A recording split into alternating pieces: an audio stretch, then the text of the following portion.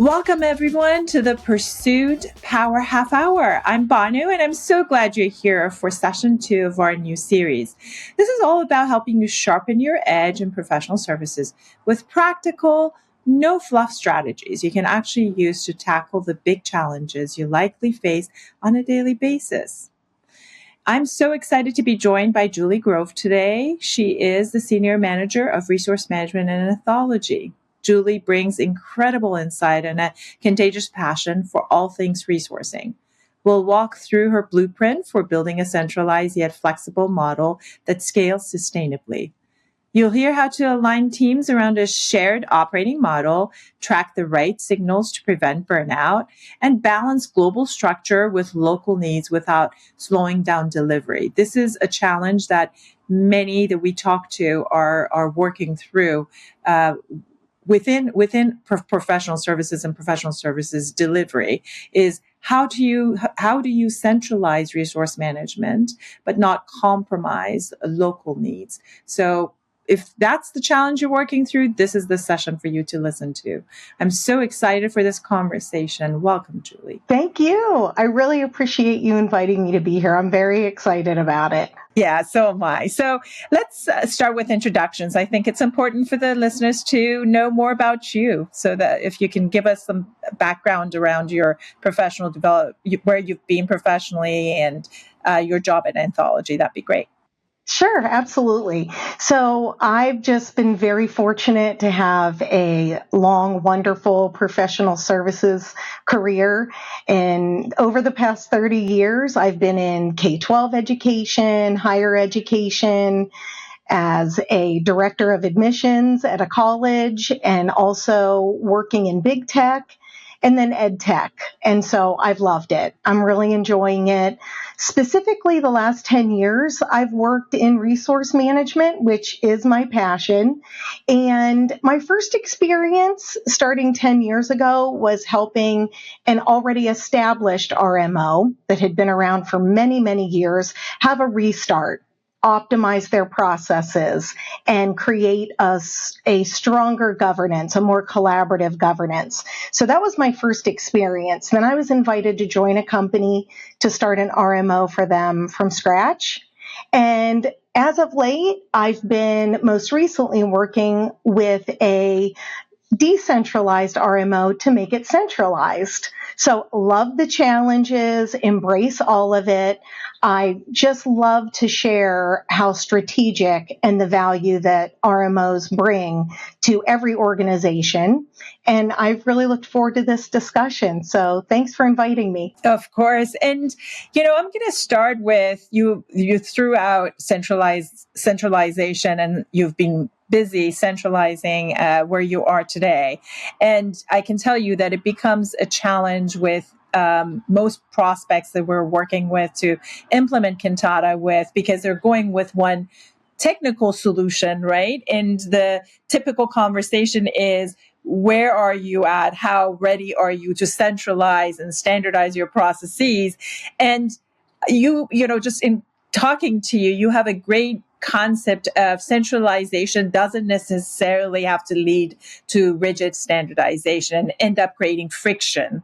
And then, so to focus on that topic, how can leaders assess when their teams are truly ready for centralization, and what strategies help evolve shared systems without alienating local autonomy, because each region, each business unit has their anomalies. So important. So important.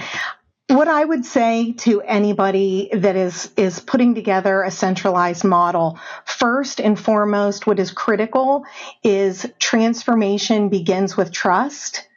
When you're asking teams to change how they operate, especially in a shift towards centralization, what truly drives sustainability and change is building the strong relationships with everybody first. Find out where they're at in the process. Are they open to it? And so we don't want to intimidate with pressure. People don't respond to that. They respond to partnership. So that means that as an RMO, we need to first lean in, and we need to understand before we start advising. So by meeting teams where they are, identify their process gaps, do some collaboration on solutions. The RMO can then step in as their role as a centralized leader for all the teams and create that mutual respect and shared purpose together. And also what you alluded to, which is really critical, is the importance of conducting a resource management maturity assessment across the business. This will determine what is needed. It'll gauge the temperature for optimization first. What's good for one team at a certain time might be poor timing for another. So also each organization, and specifically the teams that the RMO supports, will all do business differently. And that's why I say exactly what you shared, is that centralization doesn't mean same. The RMO will help shepherd. They'll help evolve the centralization together. I can give you a real quick example. I've worked with a lot of different teams, and some of them have said, we're so thankful that the RMO is here. We understand the support they're going to provide us. We need it. We appreciate the vision, the strategy. And then I've worked with other teams that have said, resource management is going to add another layer to me, and I'm just not ready for that. And I understand that apprehension. And so I always welcome the different perspectives that teams have, and you have to find a common ground. And I love talking with the skeptics, more or less. In most cases, it's because they've maybe had a bad experience before. And so once they realize that we're all working together for the same outcomes, then we can engage centrally and we can all have that unified purpose together. So I think that's how we can make it really positive. You mentioned maturity model. I know I'm familiar with the RMI maturity model. Is that the one you've used in the past, or do you have others that you use? 100%. That's the model that I've used every single time. I'm a very big advocate of the RMI. I attend their global symposiums every year, and I love the data that they provide. They have a lot of surveys that they send out, and so many people globally that affect the information that they are sending out to all of us. So it's valuable and really worth it. And absolutely, that's the maturity assessment that I always abide by. Yeah, and a must, I would say, for anyone in the RM role is to consider RMI and sort of membership and the information they provide. But enough on that. I know you talked about you have steps that you go through, and specifically there are 5 core elements that you associate to a centralized yet agile RMO. How can these be embedded into day-to-day workflows, decision-making roles? How do we walk through these 5 elements to lead to that centralization effort? Sure. I will just share that over my 10 years within resource management, and prior to that, I was a consultant. So I worked hand in hand with a resource manager. So I'm very familiar with the processes. And I will tell you that these 5 pillars that I feel are very important to RMO centralization excellence has been tried and true over many, many years. And it really starts with step number 1, which I alluded to before, and that's the building the trust and the respect with the teams that you work with. You want to foster credibility as an RMO, be transparent, be consistent, and form that partnership. You want to be reliable. You want to be an advocate for them and for both the business and also the well-being of resources. And so with that, the next step would be the assessment. So then you would follow through, you would conduct a maturity assessment across the business. That'll definitely identify the needs, the readiness for optimization. It'll also recognize the timing and the priorities. And so those insights will help tailor and support and scale at the right pace. And then with that, you're going to form your governance, have it be inclusive and visible. Develop a governance that integrates people and systems and processes. That's going to ensure a safe space for the teams. They're going to feel supported in a collaborative and helpful environment. I also want to mention we don't want to forget about raising awareness about the RMO. Some companies are just not that familiar with a resource management office or operation. It's critical at that point when you're putting together a governance that you let people know we're here and we're an advocate for you. So I always recommend, and I am very involved in new employee onboarding. And so I want to meet people. I want to ask them, have you worked with an RMO before? A lot of people say, I haven't. Are you part of HR? Are you part of talent? And I always say we work directly with them, but we aren't part of their operation. We're here for you, to support you.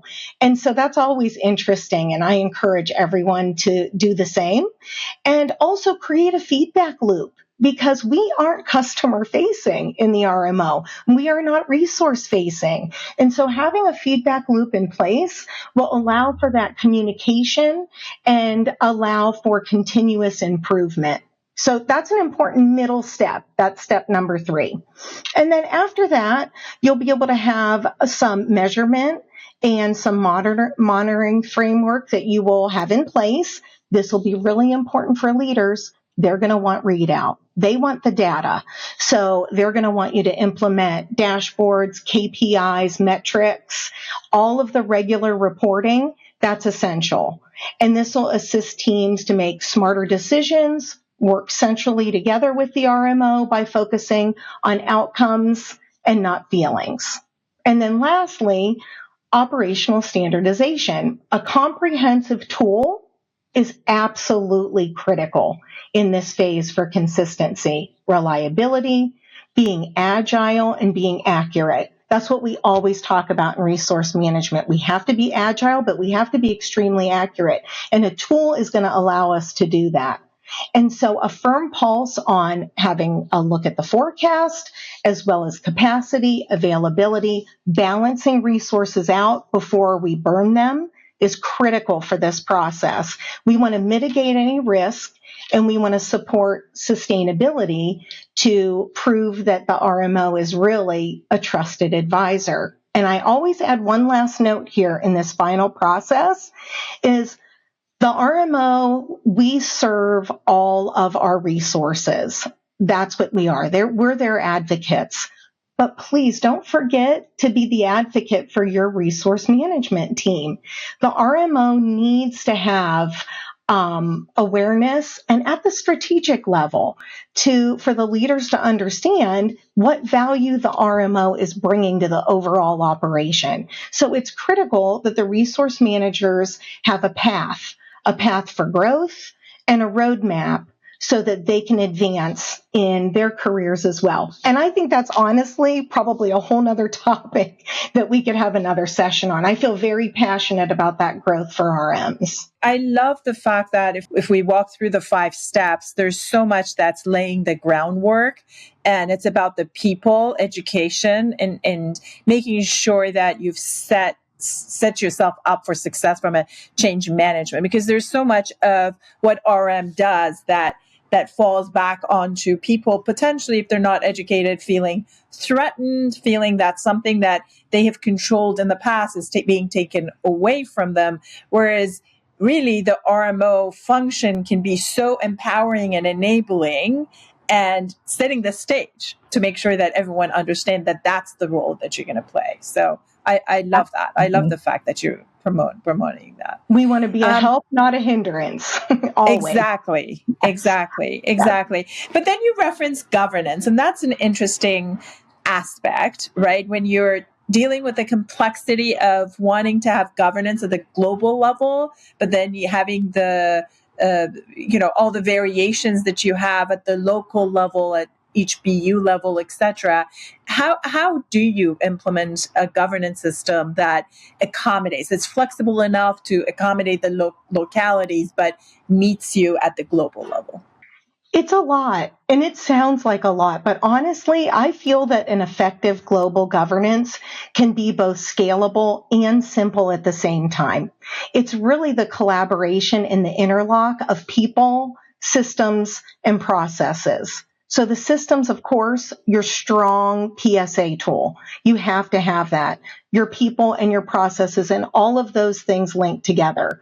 So organizations can have a design that's scalable for their governance by setting clear global principles while allowing the local teams some flexibility to adapt their processes to their particular context, like you said, to their BUs. So empowerment really comes from trusting each other, for having transparency, and giving the teams ownership because they don't want to give up that ownership. So governance feels more like support and not a creation of a barrier or yet another operational hurdle. And sometimes we get that, don't take that away from me. I want to have ownership over that. So we want to mitigate any risk with the teams and make sure that they still have the ownership over what they need, and we're here to support them. In the fifth step or element was around measurement, right? Anything that if you want to create the change, if you want to create the improvements, you've got to be able to measure always. So that was your fifth element. And, one of the typical measurements we look at, billable utilization. If you look at billable utilization alone as a metric, that can often hide dysfunction potentially. Yeah. So there's so much that goes into what does that scorecard look like, right? That's going to allow the leaders to detect the burnout and the bottlenecks before they escalate. And how can they centralize governance but drive more proactive interventions and get their pulse on how their resources are doing? It's so critical to the business. And I think you really need to start backwards. So whether you're having a refresh of your PSA tool, whether you're implementing a new PSA tool, regardless of where you're at in the process, it's really important to know what information are you going to get out? What readouts are you going to be able to apply and give information to leadership in the organization overall? So I really feel that a proactive approach to identifying red flags first is critical. A lot of collaboration with a variety of teams is also very important. You need to discuss the kind of readout and information that you need for the metrics before you even implement anything. And so I'll give you an example. When we were implementing the Kantata capabilities and skills management module, I had meetings for 8 months beforehand with anybody and everybody that would talk to me. And it's super critical that you have that support from leadership prior to implementing any part of your governance or any part of your centralization. They're going to want to know what the details are going to be. What's the data going to prove and show? Show me the data first that you plan on pulling out before you implement the tool. So that's going to help close gaps. That's going to help with cost efficiency. That's going to enable smarter staffing decisions and development plans. And so all of those things are really critical. Some of the proactive tracking that you can start to design and put together are things like forecasting versus actuals, sustained overutilization, skill to work alignment is really critical. How many people do you have that know a particular practice? Are you one person deep? You'll have to skill up, or you'll have to get some people shadowing that maybe have some bench time. So being able to see that information is critical. And then also take a look at your billable versus your productive time. We want people to be able to skill up, to take classes, to work on internal initiatives in the business. So we want them to get productive time towards their utilization. So we need to have a clear view on billable versus productive time. And I just feel that a centralized RMO governance supported by these metrics, enabling escalations to be resolved efficiently and with outcomes that align across stakeholders will help this piece be fulfilled. You brought up skills, right? And it's a critical element of all of these an effective RMO functioning, right, is a proper skills database that is maintained. Just wanted to, the last question I wanted to ask was actually to bring some of your insights on the skills, if you can, on what are some of the best practices from your perspective of gathering skills, maintaining skills, the process around ensuring that those are accurate and feed into the decision making. Absolutely. I am very passionate about this part of the business. I feel that if you have this in place in collaboration with your HR or maybe your talent teams, and also in collaboration with resources and your BUs, then you're going to be very successful. This brings into alignment capacity and capability together. And this is critical for the business. And so when I first started out I knew about 8 months ago or so that we were going to go live and have this in one central repository. Obviously, it was a no-brainer that we had to take everybody's spreadsheets, sticky notes, napkins that they have written down people's skills, from their tribal knowledge that they have, and be able to put that somewhere. So you need to organize first and have those discussions with all of your teams, all your stakeholders, to find out where's everybody at with the skills, where are you keeping them, and then let's go for value over volume. I will say that is critical, and that's what we decided to do, because we definitely wanted more quality than quantity in our skills data bank, and we've achieved that. We have maybe 100 skills per BU. And then a lot of them are agnostic. So a lot of them are practice agnostic. So other teams can share each other's, especially when it comes to soft skills, because that's critical throughout professional services. And so we've been able to accomplish that and also have wonderful reports that we're already aware of that we'll be able to have weekly, monthly, and quarterly readouts on. So I just think being organized ahead of time is going to help with implementing and being successful with the capabilities and the skills. And you talk about quality over quantity, and that is something that is not always there, unfortunately. The path to get there, was it to get everything out there by business unit and then start challenging in terms of the various capabilities that they were highlighting and how critical it was to them arriving at their business objectives?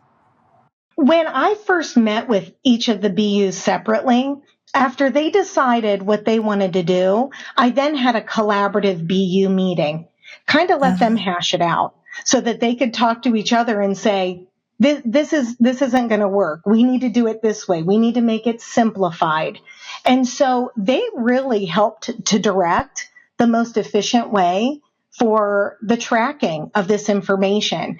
And so by their collaboration, it helped to really drive what we were going to do for the rollout of the initiative. I love that. So I know that you've spoken about Kantata, so it's no surprise that you are a Kantata customer. What are before we close this out, I do want to give you the opportunity to share some of the capabilities that have helped you in this journey as you've tried to centralize. Yeah, I'd love to. I'd love to talk about it. Honestly, I am a really big fan.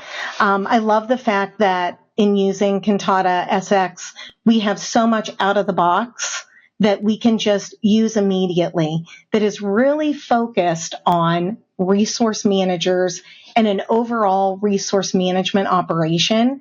And honestly, I've been with Kantata recently, just about a little over a year, about a year and a half now that I've been using the tool.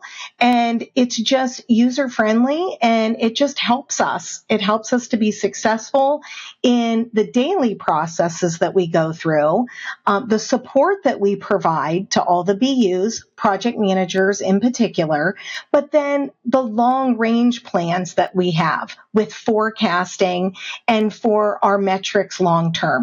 It's really been invaluable. Julie, this has been such a fantastic conversation. Thank you. I'm sure it's given everyone watching some powerful ideas to take back to their teams. Thank you to everyone for joining us today.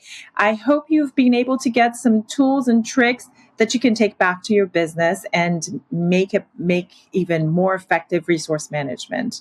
However, if you are curious about how Julie puts these strategies into action using Kantata specifically, please do stick around. She's going to go into even more detail about some of the key features she relies on daily to drive smarter resource management and keep her organization running at peak performance. Julie, with that, can you please share with us the 3 core features you live in every day to improve your resource management? Absolutely. So every day we work in the resource schedule, the assignment search, and within engagements, the activity assignment that's in there as well. So those are the 3 areas that are critical for what we do in the RMO every single day, and also what managers do. So the first item that I mentioned, the resource schedule, that's leveraged by people managers to access their direct reports. It shows actuals, what's scheduled for this week, and then what's future forecasted a year in advance. That's amazing. I will tell you, having that view and visibility on all of our projects that far in advance is wonderful for the business. Also, it provides quick visibility showing people that are underutilized, people that are over, any upcoming PTO, any holidays, and other projects that they're working on. So that's really, really helpful. RMs use this all the time for a capability matching. That's newer for us, but we're very excited about it because when PMs request a resource with a certain capability, it shows up there and we can do a really nice search and find out who bubbles to the top as a really good option to fulfill that role that's being requested. I'm going to pause on the second item here for just a second with the assignment search and just go to the third one that I mentioned, and that's engagement, the activity assignment. This is something that I've worked with project managers on quite a bit. I feel that this is a wonderful tool for them because project managers are used to being in their engagement all the time. They're used to working in their plan Gantt, and so they want to stay there. And so they have the option to look at the activity assignment. It places all their resources on their project in one spot. They can view all the resources to their person that's assigned to their project. They can see everything that they're assigned to just by clicking on a certain date. So it's extremely user friendly. It'll also show them if they're over in red. They can click that because they might be thinking, why are they red? They aren't over in my project. I don't have them scheduled that much time. Why are they over? Well, then it'll have a pop-up and it'll show them here are the other projects that they're working on. And at the same time, they're over with everything that they're assigned to. So extremely helpful for delivery teams and project management teams. And it's really a great communication tool. They can bring this up when they're having a team meeting and they can take a look at it together to say, can you accommodate? Should we change this? Should we push this out? Is the customer ready? So all kinds of those conversations can happen right there in their activity assignment. And then the middle one that I had mentioned, the assignment search, is fantastic. Basically, what that does is it combines both. It combines the resource schedule with the plan in the plan Gantt, and it brings them both together, and you're able to see that in one very useful, helpful area. So those are the 3 tools that we use every single day in the RMO, and they're very helpful and help us be super agile and accurate in the delivery that we provide to all of our centralized teams. Julie, thank you so much for making the time and being with us today. You have provided us a great framework with specific tools that can be applied to effectively centralize resource management. We appreciate you also walking through in Kantata how you exactly do that. It's extremely helpful. If you're interested in getting more information about how Kantata can help you run a more flexible resource management office, please do drop your name in the chat, and we will be happy to get back to you with some more information. Take care, and hopefully we will see you all again in our next session of the Pursuit Power Half Hour. Thank you for having me.